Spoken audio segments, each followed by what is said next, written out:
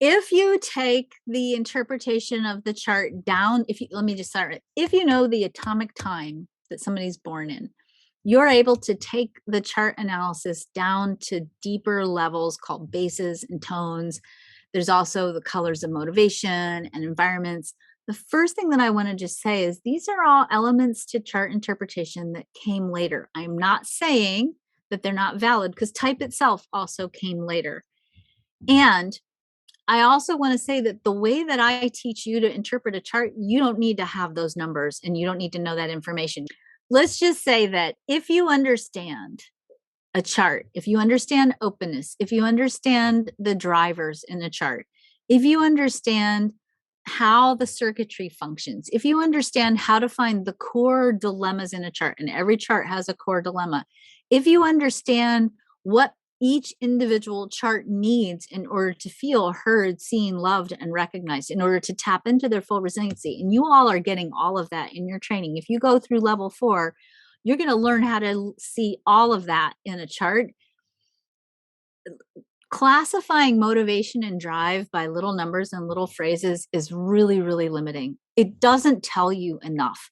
It doesn't tell you if somebody's motivation or drive is this, what in the chart is keeping them from tapping into that. It doesn't tell you the deeper aspects around perhaps their core wounding or their conditioning that's keeping them from tapping into the fulfillment of that drive or that motivation. You can't interpret, and even Ra used to teach this, you can't interpret the chart from one little segment, from this label or that label. I think I went on a rant about this last week. You can't look at little parts of the chart and say that somebody's driven because they have this number by this thing. That's a way, way, way too simplistic look at the chart. The chart is a synthesis. Ra used to say, if I had a penny for every time Ra said that, Ra used to teach over and over again, the chart is a synthesis. It's in the synthesis of the chart that you get the picture of who somebody is and what they're grappling with.